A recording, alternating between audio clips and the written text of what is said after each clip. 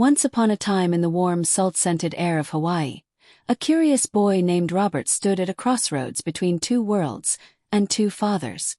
One world was guided by his highly educated, well-meaning schoolteacher Dad, whom he lovingly called Poor Dad, a man who believed in degrees, secure jobs, and climbing the ladder one careful rung at a time. The other was shaped by his best friend Mike's father, Rich Dad, a businessman with little formal schooling but a clear, unconventional philosophy about money, risk, and freedom. Between these two voices, Robert learned a set of lessons that would reframe his life, and the lives of millions who later heard his story. Poor Dad's path sounded safe and familiar. Study hard, get good grades, find a steady job, and live within means. Money, to him, was something to be earned by time and traded for security, with promotions and pensions as the prize. Rich Dad's path sounded daring. Learn how money works, build or buy assets, and make money work for the owner rather than the other way around. Where one father spoke the language of credentials, the other spoke the language of cash flow. One summer morning, tired of feeling left out of classmates' wealth, Robert and Mike asked Rich Dad the big question. Teach us to be rich. The lessons didn't begin in a classroom. They began in the back of a small store, with tedious work for a tiny wage. 10 cents an hour, designed to test patience and reveal something deeper than a paycheck ever could. When Robert bristled at the low pay and threatened to quit, Rich Dad smiled. The first lesson was near. Most people, he said, are controlled by two emotions, fear and desire, so they work for money, then spend it to feel better, then need more and repeat the cycle, the rat race. The breakthrough came when Robert said no to higher wages and yes to learning. The poor and middle class work for money. The rich have money work for them. That idea was a door. Financial literacy was the key that opened it. Rich Dad taught the boys the simplest, most radical distinction in money. The difference between assets and liabilities. An asset puts money in the pocket. A liability takes money out. Most people, he warned, confuse the two, calling their home an asset when it drains cash every month, and then wonder why wealth never compounds. Wealth, he said, is built by steadily acquiring assets, income-producing real estate, businesses, stocks that pay dividends, intellectual property, until cash flow exceeds expenses and work becomes a choice, not a necessity. To prove that money can work without a worker, the boys launched a tiny after-school comic book library, charging admission to read the latest issues they'd sourced cheaply, a first taste of cash flow detached from hours worked. Even when the enterprise ended, the lesson remained. Systems and assets can earn while the owner learns, rests, or builds something new. Cash flow tells the truth about how a person handles money, Rich Dad said, and numbers, simple, honest, unemotional, are the language of power. As the lessons deepened, a handful of rules emerged, repeated over years until they became part of Robert's thinking. First, focus on assets, not income, and don't mistake a high salary for wealth. What matters is what's kept and what keeps coming in. Second, mind your own business. Build personal asset columns, not just job titles. Treat the household like a small enterprise with a growing portfolio.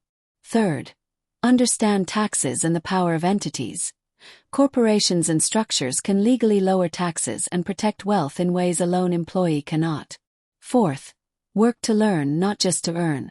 Prioritize skills in sales, marketing, leadership, and investing because skill stacks, not salaries, create leverage.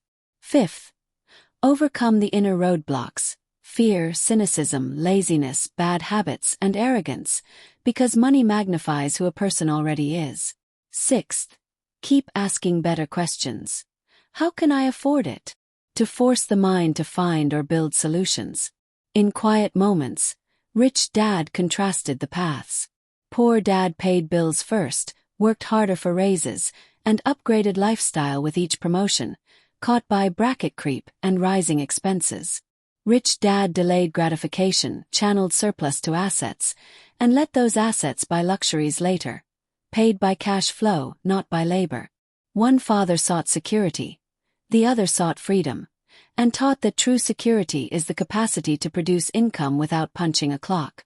Robert learned to read financial statements as if they were maps, income statements as the story of flow, balance sheets as the snapshot of strength, and cash flow statements as the heartbeat of a business or a household. He learned that more money rarely solves money problems when literacy is low. Only better decisions do. He learned that small, consistent asset purchases, like rental properties with positive cash flow or dividend-paying stocks, quietly compound into independence. And he learned that opportunity often looks like work, uncertainty, even a little fear. The rich get comfortable being slightly uncomfortable and act anyway. Years later, Robert looked back with gratitude for both fathers. From poor dad he inherited respect for education and integrity. From rich dad he learned the missing curriculum. Money, how it moves, where it hides, and how to align it with purpose.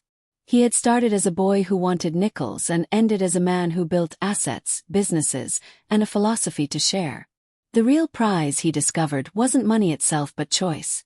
The freedom to spend days learning, building, giving, and living on one's own terms. For anyone listening and wondering where to begin, Rich Dad's counsel is simple and practical. Start by tracking cash flow. List income and expenses, assets and liabilities, and tell the truth on paper. Redirect a portion of earnings, pay yourself first, into assets, even if small at first, and protect that habit fiercely. Learn continuously.